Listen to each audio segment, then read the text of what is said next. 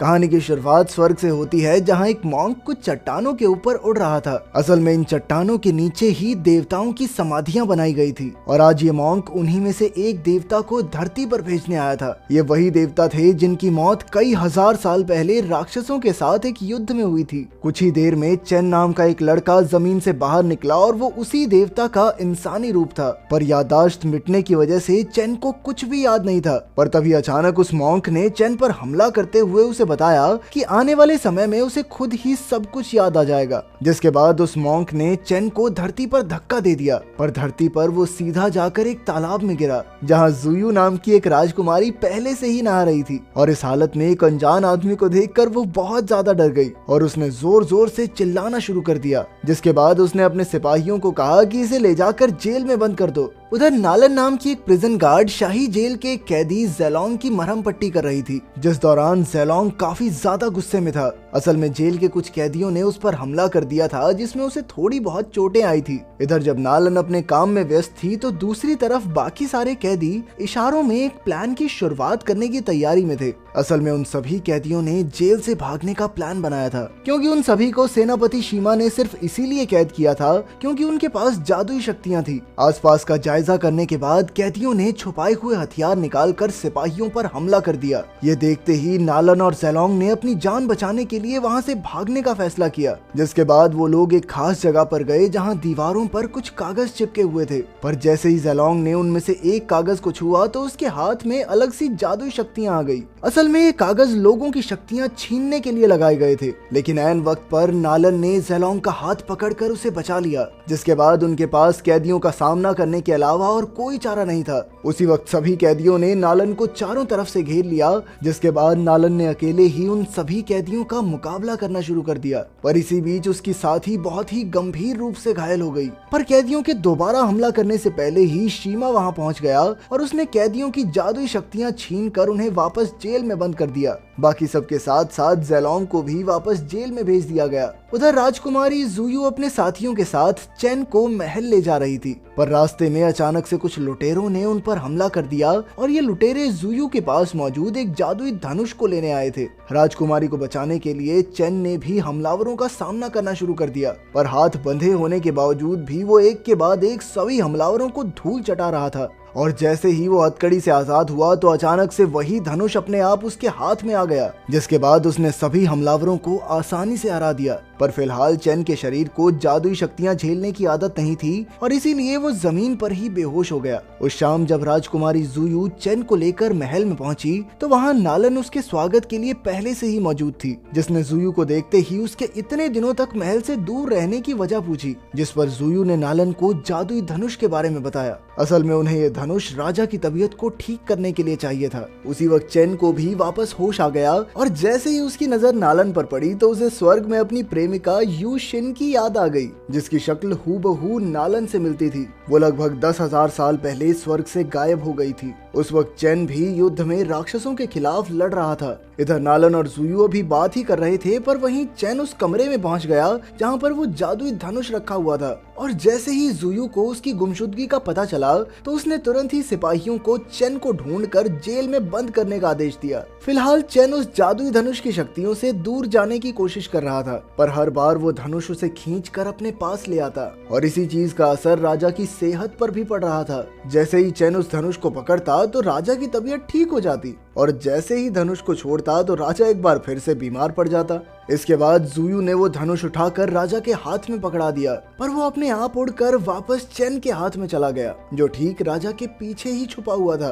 और जैसे ही राजा को उसके और धनुष के इस अनोखे रिश्ते के बारे में पता चला तो उसने तुरंत ही चेन को दवा खाने में आराम करने के लिए भेज दिया। उधर सेनापति शीमा का बेटा लिंगोंग उससे मिलने के लिए आया, जिसके बाद हमें पता चलता है कि जुयू पर जो हमला करवाया गया था उसके पीछे शीमा और उसके बेटे का ही हाथ था। इस हमले के जरिए वो जुयू से वो जादुई धनुष छीनना चाहते थे। लिंगोंग इस काम में तो नाकामयाब हो गया था, पर फिर उसने शीमा को चेन और जादुई धनुष के अनोखे रिश्ते के बारे में बताया। साथ ही उसने ये भी बताया कि कैसे चेन ने अकेले ही उस धनुष का इस्तेमाल करके सभी हमलावरों को मार गिराया था। ये सुनते ही शीमा अंदर ही अंदर काफी ज्यादा खुश था, क्योंकि अब वो चेन का इस्तेमाल राजा के खिलाफ चाल बिछाने में करना चाहता था। उधर चेन को सपने में अपने स्वर्ग की जिंदगी दिखाई दे रही थी, जहाँ वो जादुई धनुष की मदद से राक्षसों से लड़ रहा था, जिसका मतलब था कि वो जादुई धनुष असल में चेन का ही हथियार था और इसीलिए वो बार बार उसे अपनी तरफ खींच रहा था।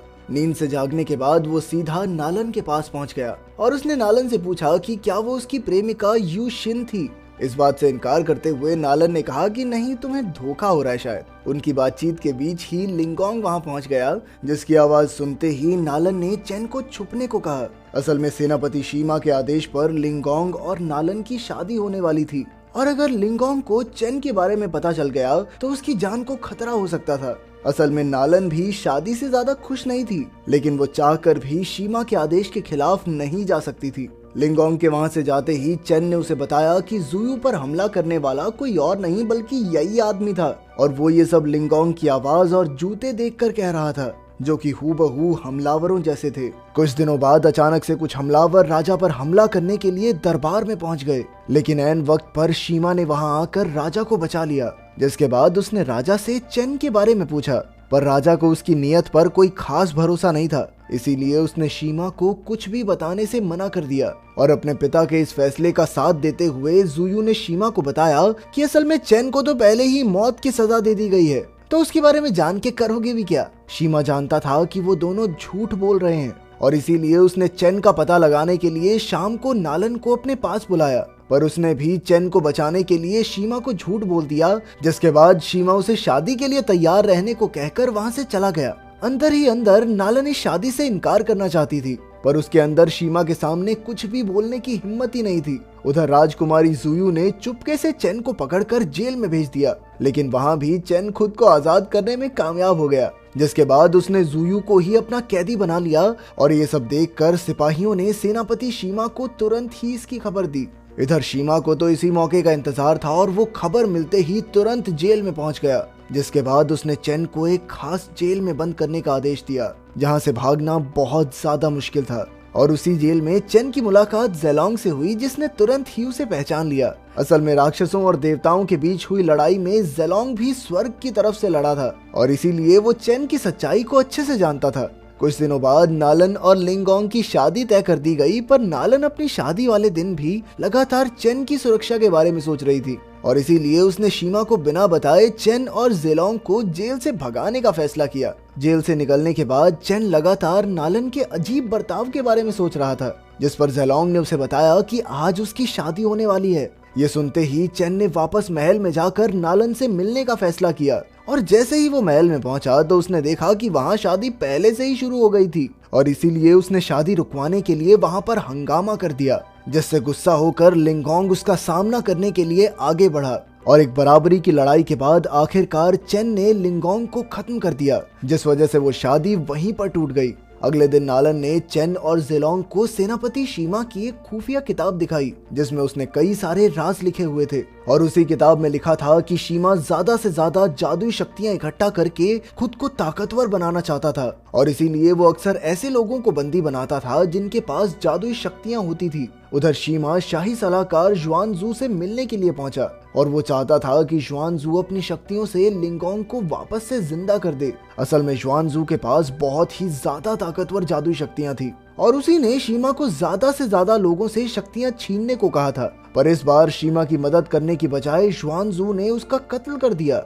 थोड़ी ही देर बाद चेन, ज़ेलोंग और नालन भी वहीं पहुंच गए, क्योंकि अब उन्हें जुआनजू के प्लान के बारे में पता चल गया था। असल में जुआनजू एक पूजा के दौरान सभी शाही लोगों की ताकत छीनने वाला था और चेन जानता था कि वो ये सब इसलिए कर रहा है ताकि सबकी शक्तियां पाकर वो अमर हो सके। पर उन तीनों ने ठान लिया था कि वो जुआनजू के इस प्लान को किसी भी हालत में सफल नहीं होने देंगे। पर जुआनजू ने अपनी शक्तियों की मदद से बड़ी ही आसानी से उन सभी को हरा दिया और उसी शाम वो राजा से मिलने के लिए गया, जहां उसने राजा को अगले ही दिन उस पूजा का आयोजन रखने को कहा।